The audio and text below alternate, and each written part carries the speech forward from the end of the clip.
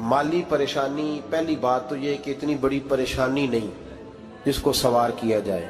आयत पढ़ूंगा कुरान पाक की, और मेरा ख्याल है कि बहुत सारी परेशानियां तो कुरान मजीद के लफ्ज़ों से दूर हो जाएंगी। सूरह हूद है, उसकी आयत नंबर 6 है, 12वें सिपारे की पहली आयत है। क्या अंदाज है, और मेरे रब का कितना मन मोह लेने वाला और दिल को छू लेने वाला अंदाज है। रब करीम ने फरमाया वमा मिन दाब्बतिन फिल अर्द, फरमाया नहीं ज़मीन पर कोई भी ऐसा चलने वाला, ज़मीन पर कोई ऐसा नहीं जो चलता हो, इल्ला अलल्लाहि रिज़्कुहा, जिसका रिज़्क अल्लाह ने अपने ज़िम्मे न लिया हो। ज़मीन पे कोई चलने वाला ऐसा नहीं जिसके रिज़्क की जिम्मेदारी रब करीम की ना हो। जिम्मेदारी रिज़्क किसकी है? बोल के बताएं, बोल के किसकी जिम्मेदारी है जी? अल्लाह। देखिए गौर फरमाएं, यहाँ मुफस्सिरीन ने एक बात लिखी है इस आयत के तहत कि फरमाया जो ज़मीन पे चलने वाला है उसका रिज़्क अल्लाह के ज़िम्मे। फरमाते हैं कि ये अल्लाह ने हमारी अकल के मुताबिक हमसे बात की है, वरना आसमानों में जितनी मखलूक है रिज़्क उसका भी अल्लाह के ज़िम्मे ही है।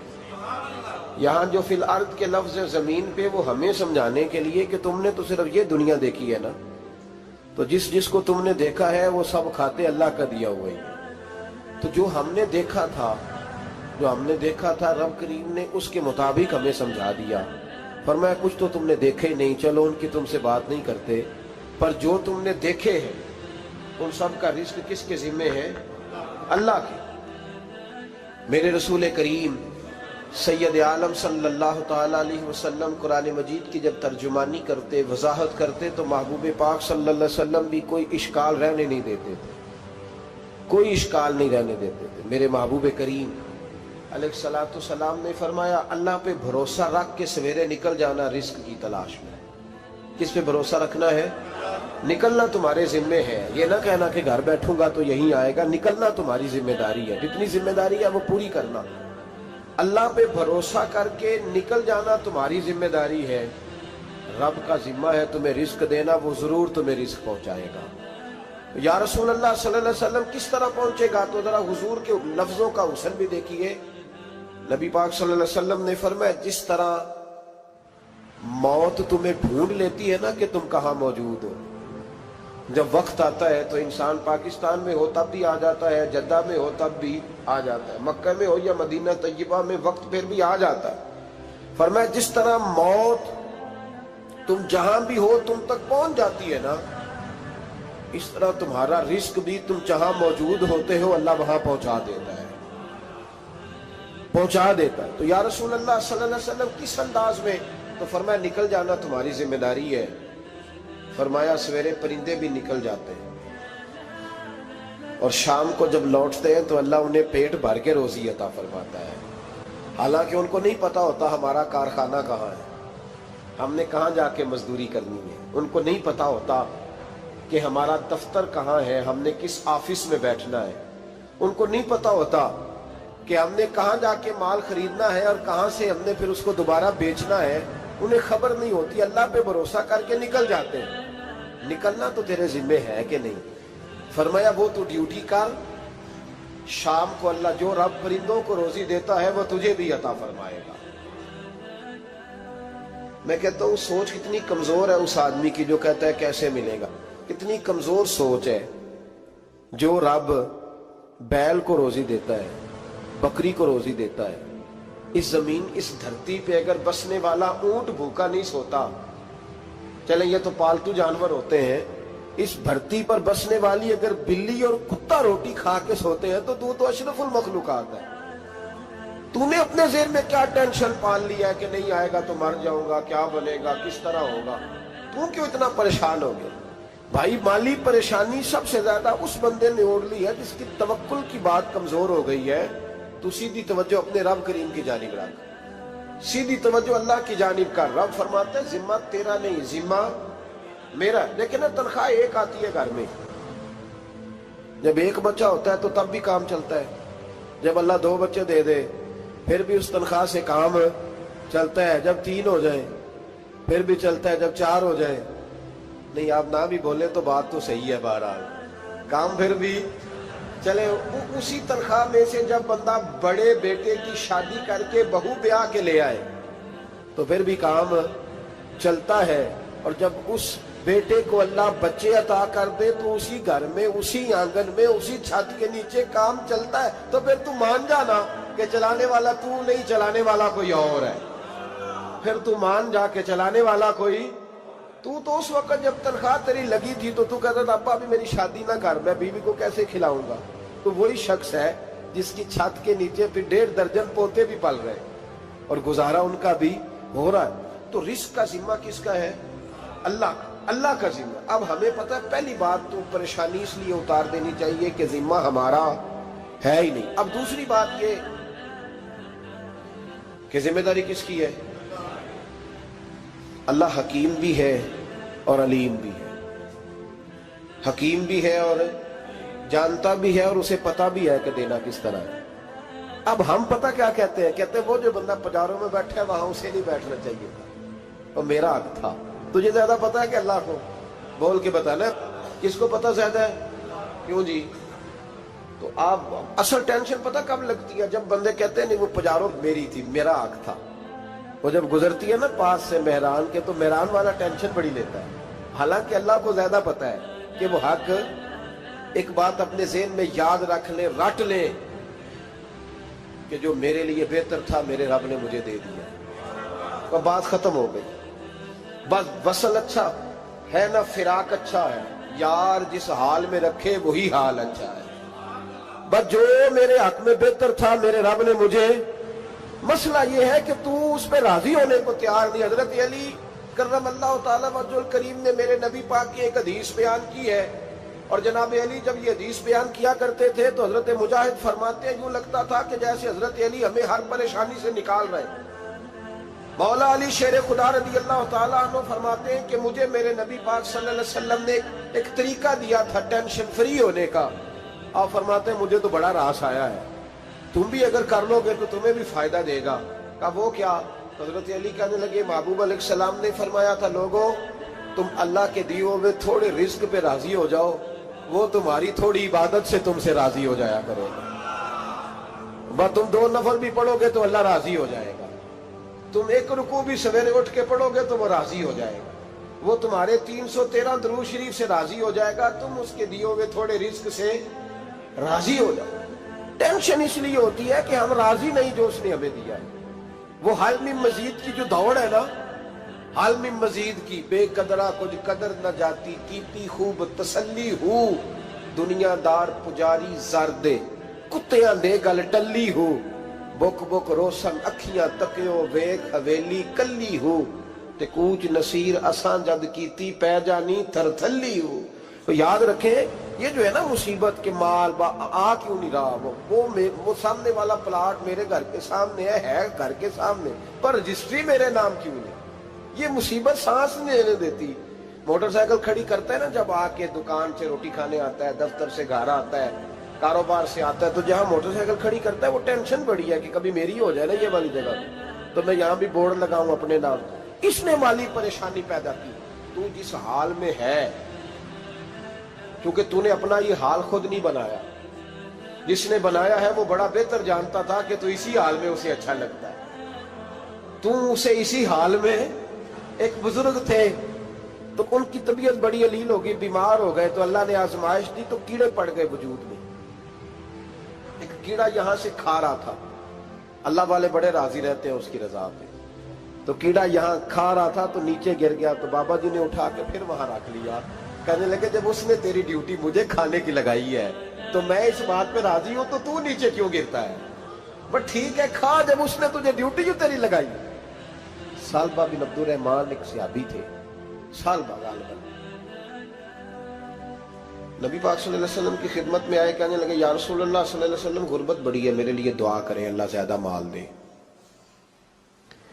تو محبوب صلی اللہ علیہ وسلم نے فرمایا تو جس حال میں اچھا ہے وہ تیرے لیے بہتر ہے، اس میں تو ہے وہی حال تیرے لیے۔ مشکل ہے نا یہ جواب سننا۔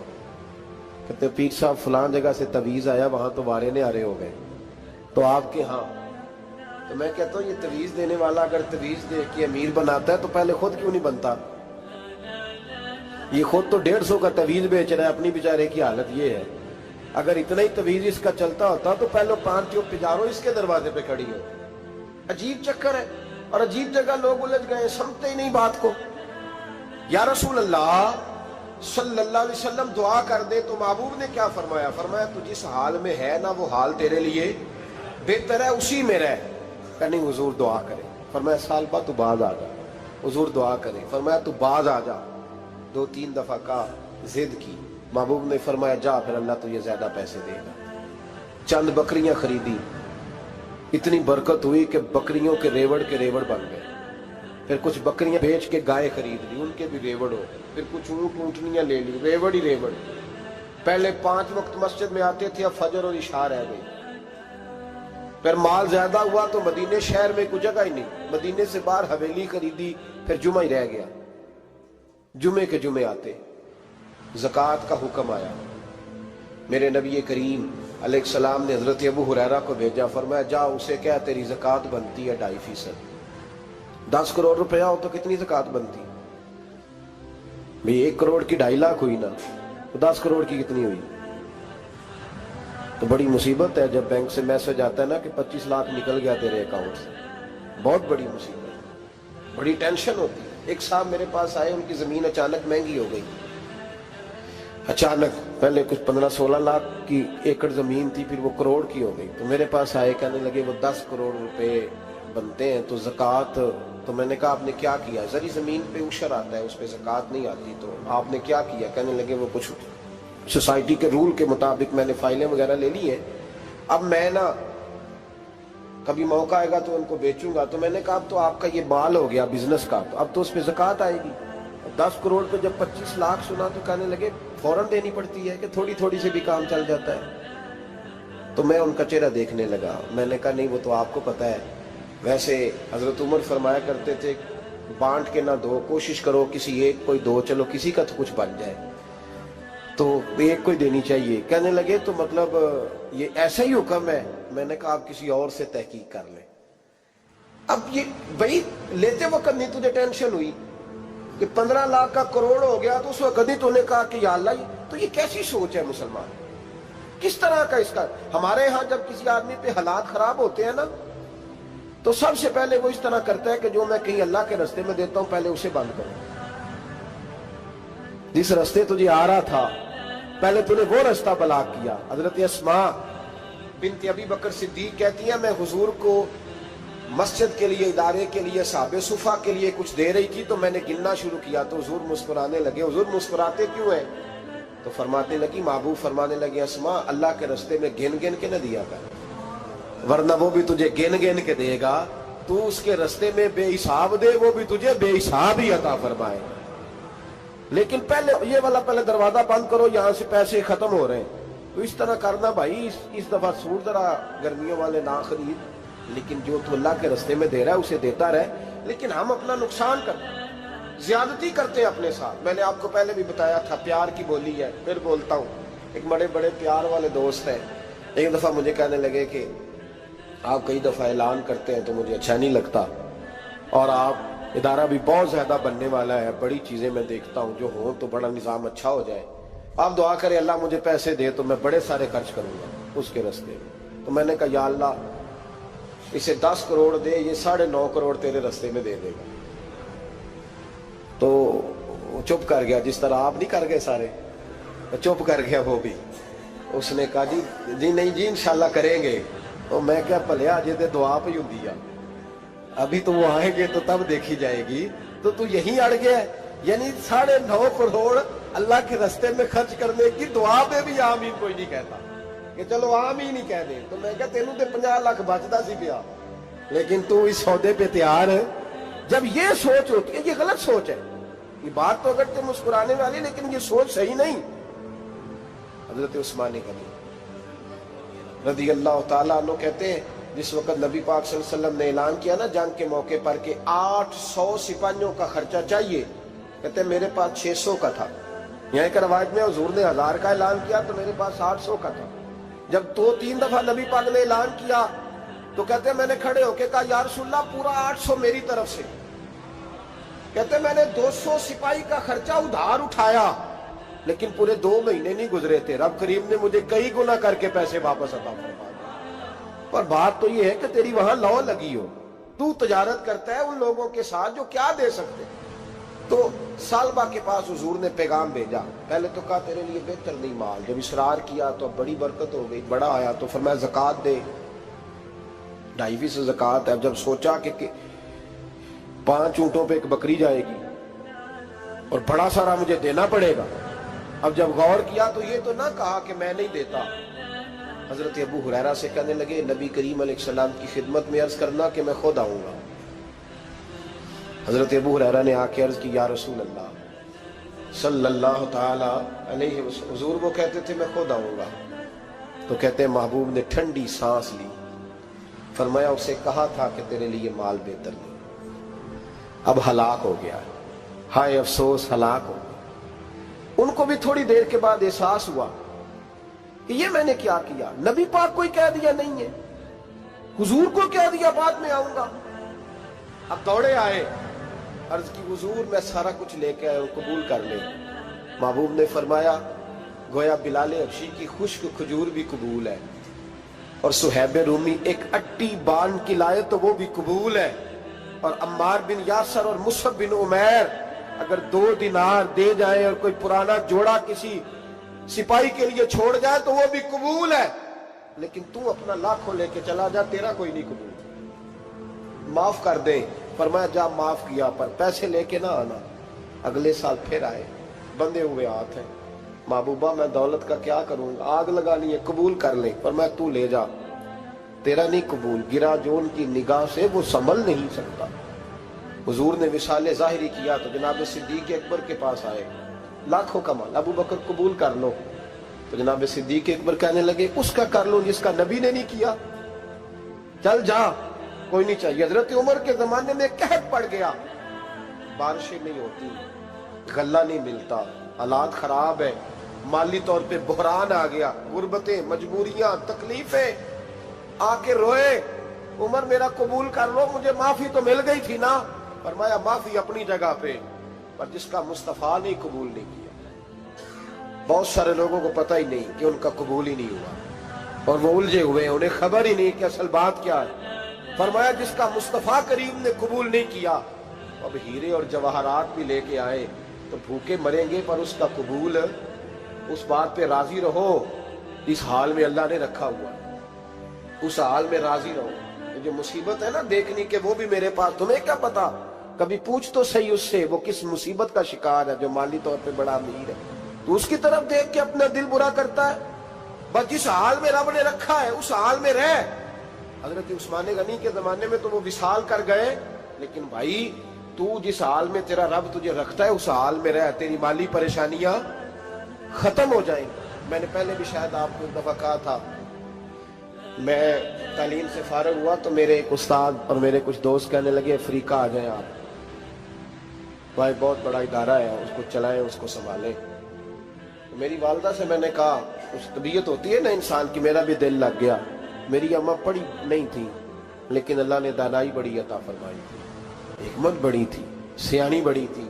تو میں نے کہا اماں جی وہ مجھے ساؤتھ افریقہ کی دعوت ہو رہی ہے تو آپ کیا کہتی ہیں؟ تو اٹھ کے میرے پاس آ گئی اور مجھے انہوں نے اپنے بازوؤں میں لے لیا، پھر میرا ماتھا چوما، کہنے لگی پتر میں تے وال بھی نہ پوٹ کے دیوا کسی نے، ہم نے دولت کا کیا کرنا، تو اللہ کا نام لے کے کہیں بیٹھ جا، رب کریم رونقیں لگا دے گا، خیر ہو جائے۔ تو میرے بھائی یاد رکھیں ان چیزوں سے تھوڑا سا دیکھیں نا، قناعت کریں، جو اللہ نے دیا اس پہ راضی ہو جائے، اللہ بڑا مہربان ہے، وہ آسانیاں کر دیا کرتا ہے۔ تو یاد رکھیں میرے رسول کریم علیہ السلام نے ایک تو ہمیں درس یہ دیا ہے کہ تو سمجھ جا، قرآن نے ہمیں بتایا ہے کہ روزی تیری ذمہ داری نہیں، روزی کس کی ذمہ داری ہے؟ اللہ کی۔ اور دوسری بات یہ کہ جو اللہ نے تمہیں دیا ہے اس پہ تو راضی ہو جا، تیری مالی پریشانیاں ختم ہو جائیں۔ اور پھر حضور صلی اللہ علیہ وسلم نے فرمایا مذہبی طور پر جب دیکھو تو آگے دیکھو، اور دنیاوی طور پر جب دیکھو تو پیچھے دیکھو، پریشانی ختم ہوگی۔ مذہبی طور پر جب دیکھو، جو 5 نمازیں پڑھتا ہے وہ تہجد پڑھنے والے کو دیکھے، اور جو تہجد پڑھتا ہے وہ اشراق چاشت پڑھنے والے کو دیکھے، اور جو بندہ اشراق اور چاشت پڑھتا ہے پھر اس کو دیکھے جو سارا دن مصطفیٰ پہ درود پڑھتا ہے۔ ऊपर ऊपर देखे कि मैंने और नेक होना है और नेक, और जब माली मामला है तो फिर नीचे देख। अगर तू बैठा ना पजारों पे तो फिर टूडी वाले पे नजर कर, उसका क्या हाल है। और अगर तू वहां बैठा है तो देख मेहरान वाला भी तो गाड़ी चला ही रहा है ना। और अगर तू वहां है तो मोटरसाइकिल वाला देख, और तू वहां है तो फिर साइकिल वाले पे नजर, और अगर तू साइकिल वाला है तो पैदल वाले को देख, अगर तू किराए के मकान में रहता है तो फिर झोंपड़ी वाले को देख, और अगर तू झोंपड़ी में रहता है तो फिर भी परेशान ना होना। कुछ ऐसे भी हैं जिन्हें झोंपड़ी भी नसीब नहीं, जो सड़क पर लेटे हुए। और अगर तू तंदुरुस्त है ना तो कभी जाके अस्पताल में देख हाल क्या है, लोग किस हाल में। तो हम शुक्र नहीं अदा करते, उसका नुकसान क्या होता है, नेमतें चली जाती हैं। अल्लाह फरमाते लाइन शकर तुम लाज़ीदन्नकुम, तो शुक्र अदा कर, मैं नेमतों में इजाफा कर दूंगा। तो भाई माली परेशानी का तीसरा सबब यह है कि हम देखते हैं माली तौर पर ऊपर, तो फिर हमें तबीयत बिगड़ती है। और फिर माली परेशानियों के कुछ और असबाब भी हैं। इमाम शाफी फरमाते हैं जिन घरों में लोग फजर की नमाज के वक्त सोए होते हैं उन घरों में रिस्क नहीं आता। आप फरमाते हैं फजर का वक्त अल्लाह के देने का वक्त है, उस वक्त अल्लाह बांटता है। हुजूर सल्लल्लाहु अलैहि वसल्लम का फरमान है ना हदीस में कि तहज्जुद के वक्त अल्लाह पहले आसमान पे नुज़ूल जलाल फरमाता है जो उसकी शान के लायक है तहज्जुद के वक्त, और वो कहता है मांगो मैं तुम्हें अता करूंगा। लेने की बारी आए तो बंदा समेट समाट के अंदर घुस जाए। हमारे यहाँ ये होता है कि शाह के बाद बच्चे बैठते हैं मोबाइल लेके, तहज्जुद का वक्त आता है तो उनकी आंखें बंद होनी शुरू होती, तो लेने के वक्त तो तू सोया था, तेरा मसला कैसे हल होगा भाई। जब कोई आदमी खैरात बांट रहा हो तो जो प्याला पीछे कर ले उसे मिलेगा। कहते उस वक्त आना जब मैं बांट रहा था, अब तो किधर आ गया है। मिसाल दे रहा हूं, तो फजर का वक्त मांगने का है, तो सारी रात तो गुजर गई गेमें खेलते टीवी देखते, और जो लेने का वक्त था तू सो गया, तो कैसे आएगा तेरे पास। तो उठे सवेरे बंदों से मांग के देख लिया, बड़ी इज्जतें खराब हुई। फजर का वक्त उठ के झोली फैलाए। मेरे रसूल पाक अलैहि सलाम फरमाते हैं, रब फरमाते हैं जब बंदे मेरे आगे झोली फैलाते हैं मुझे शर्म आती